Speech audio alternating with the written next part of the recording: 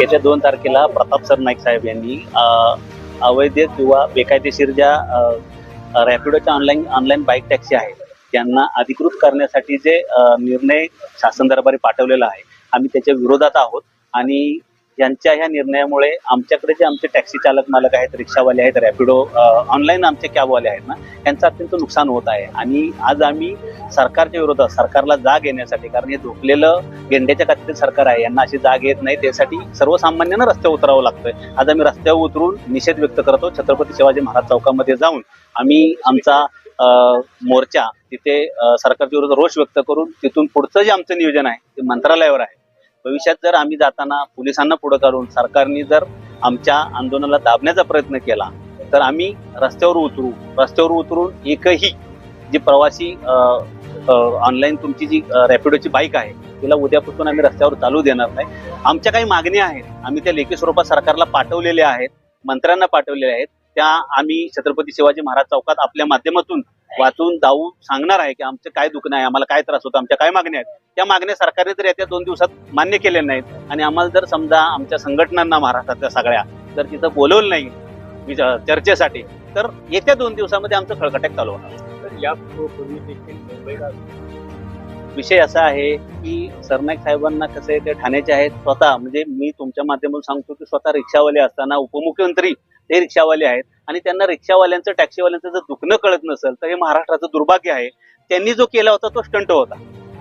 त्यांना इलेक्शनला किंवा कुठल्या गोष्टीला काय पाहिजे असेल कंपनीकडून आम्हाला माहित नाही, आमच्या समोर घेतलेले नाही, त्याच्यामुळे तो विषय आमचा नाही. परंतु जर समजा तुम्ही त्यांना बोलवता, स्टंट करता मंत्रालयामध्ये आणि परत तुम्ही विधानसभेमध्ये अधिकृत घोषणा करता की आम्हाला असं वाटतं की 4.5 ऑनलाईन ज्या बाईक आहेत त्या रस्त्यावर फिरतायत त्यांच्यामुळे शासनाचा कर चुकतोय, तर तुम्ही चोरांना साथ देऊन 50% चोरीचा वाटा तुम्ही घेणार आहात का?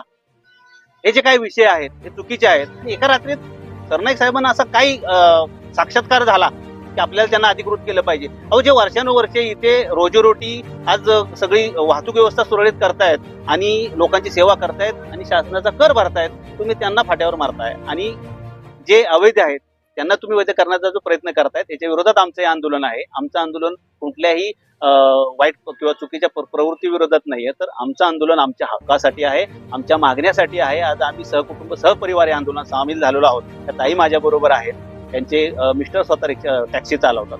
जर समजा आम्हाला आजपासून किंवा त्या 2 दिवसांमध्ये सरकारने चर्चेसाठी बोलवलं नाही तर 2 दिवसात आम्ही खळखटाक चालू करणार संपूर्ण महाराष्ट्रामध्ये.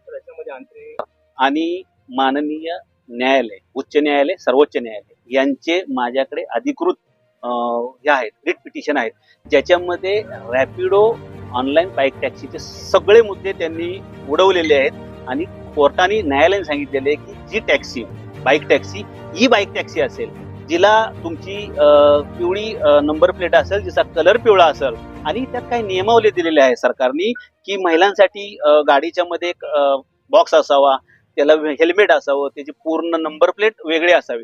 तर ह्या नियमावल्या अजून तयार झालेल्या नाहीत. जर समजा सरकारने त्या नियमावल्या जरी तयार केल्या तर त्यासाठी ई चार्जिंग स्टेशन कुठे आहेत असं काहीच नाहीये ना. मग तुम्ही काही कशाला करता? तुम्ही जे न्याय आणि विधी विभागाला जो प्रस्ताव पाठवलेला आहे ना की ई बाईक टॅक्सीला आपण अधिकृत करा म्हणून, तर तो तुम्ही थांबवा. त्याच्यासाठी आम्ही आंदोलन करतो.